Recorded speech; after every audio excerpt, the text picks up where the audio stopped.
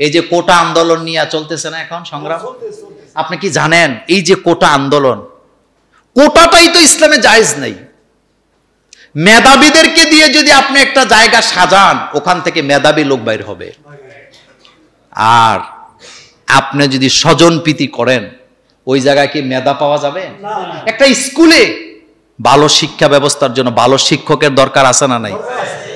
একটা সমাজকে পরিবর্তন করতে হলে একজন ভালো নেতা লাগবে। একটা দেশকে পরিবর্তন করতে হলে একজন ভালো মানের কি নেতা লাগবে। ওমরের মতো, আবু বকরের মতো, উসমানের মতো লাগবে। হযরত ওমর রাদিয়াল্লাহু তাআলা যেদিন শহীদ হন, একজন মহিলা নদীর ঘাটে তার ছাগলের পালকে পানি খাওয়াইতেছিলেন। তখন তো আর টেলিফোন নাই, মোবাইল নাই, ইথার নাই। মহিলা দেখলেন তার বকরির পালের উপর একটা বাঘ এসে হানা দিলেন। মহিলা তার বকরির জন্য কাঁদতেছে না, চিৎকার দিয়ে বলতেছে, আমি সাক্ষী দিচ্ছি হযরত ওমর দুনিয়া থেকে বিদায় হয়ে গেছে। লোকেরা বললেন, নারী, মহিলা, বুড়া মানুষ, তুমি কি বলছো এগুলা? মহিলা বুকে হাত দিয়ে বলতেছেন, আমি আমার বিশ্বাস থেকে বলছি, ওমর যদি পৃথিবীতে বেঁচে থাকতেন, বাঘের এত বড় সাহস ছিল না আমার বকরির পালের উপরে আক্রমণ করে। খবর নিয়ে দেখো ওমর দুনিয়াতে নাই, খবর নিয়ে দেখা গেল সকালবেলা হযরত ওমর শহীদ হয়ে গিয়েছে। এমন নেতা লাগবে, এমন শিক্ষা লাগবে। শিক্ষা মন্ত্রীটাও কি নাম দেখলেই তো ছোট বাচ্চারা বিস্কি মারে। কি শিখবেন? কি শিখবেন? ডক্টর মোহাম্মদ শহীদুল্লাহর কথা কি মনে পড়ে না? ডক্টর মোহাম্মদ শহীদুল্লাহ ঢাকা ভার্সিটির প্রোগ্রামে বলেছিলেন, তোমরা যারা বিদেশ থেকে ডিগ্রি নিয়ে এসেছো, তোমাদের মধ্যে যদি কোরআন না থাকে, তোমরা নিজেদেরকে পণ্ডিত বলো। পণ্ডিতের আগে আরেকটা শব্দ লাগাও, মূর্খ পণ্ডিত। সুতরাং আজকের জমানায় যাদেরকে আপনি শিক্ষামন্ত্রী বানান, একটারও কোরআন জানা না থাকার কারণে শিক্ষা ব্যবস্থা ধ্বংস হয়ে গেছে। আপনি মূর্খ পণ্ডিতদেরকে মন্ত্রী না বানায় একজন আলেম, বিজ্ঞ ডক্টরেট করা আলেমের অভাব বাংলাদেশে নাই। একজনকে শিক্ষামন্ত্রী বানায় দেখেন, শিক্ষা ব্যবস্থার পরিবর্তন হবে। কারণ জ্ঞান আসছে কার কাছ থেকে? রব্বি জিদনি, রব্বি জিদনি। আপনি যেমন আপনার সন্তানকে নিয়ে চিন্তিত আছেন, আমারও তো সন্তান আছে, আমিও চিন্তায় আছি, আমিও সুখে নাই। এখানে একটা প্রশ্ন আছে, এইবার পাঠ্য বইয়ের দেখা মিলল মেয়েদের অভ্যন্তরীণ বিষয় কি?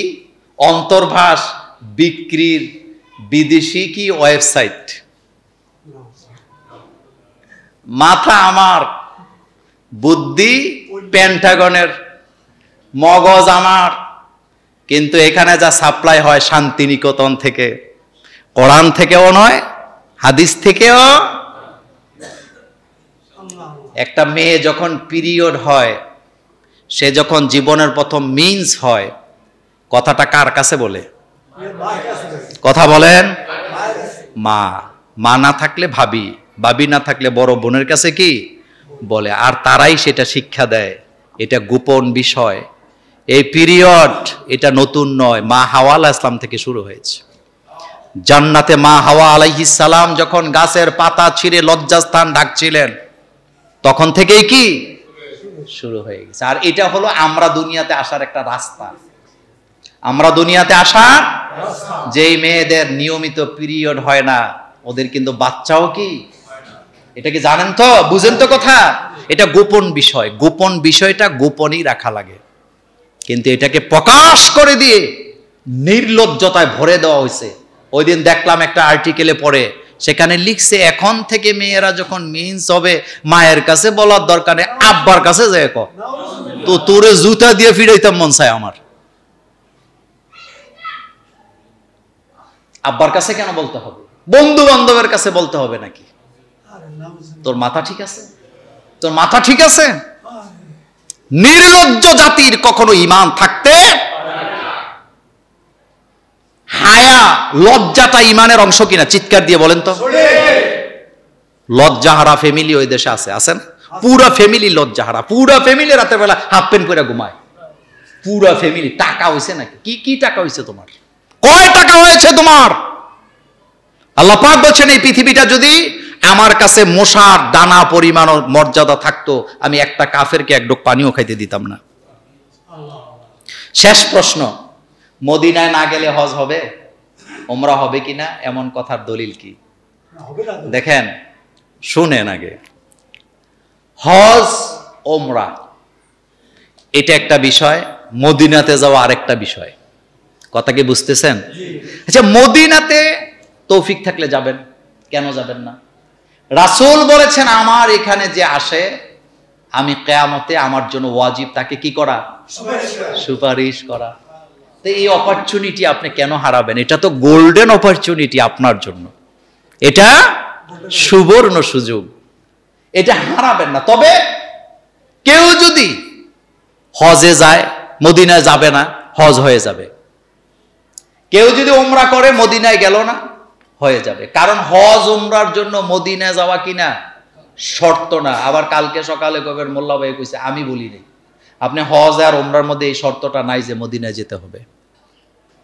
আপনি ইহরাম করবেন, তালবিয়া পড়বেন, তাওয়াফ করবেন, সাই করবেন, হালাল হবেন। উমরা, হজ, মিনাতে যাবেন, আরাফাতে অবস্থান করবেন, মুজদালিফায় রাত্রি যাপন করবেন, পাথর মারবেন। কয়দিন? 3 দিন, আপনার হজ হয়ে গেছে। কিন্তু মদিনাতে যাবেন, ওই যে প্রথম বলছিলাম, আবার কই না যে উনি বলছে মদিনায় না গেলে হজ হবে। আমি কি এই কথা বুঝাইছি নাকি? আমি বুঝাইলাম যে এইটা শর্ত না, তবে অবশ্যই যাবেন। যাবেন না কেন? রাসূল বলেছেন যে ব্যক্তি আমার কবরের কাছে আসলো, আমি তাকে অবশ্যই সুপারিশ করব। মূল্যায়ন পরীক্ষা, বাচ্চারা এ থেকে কি শিখবে?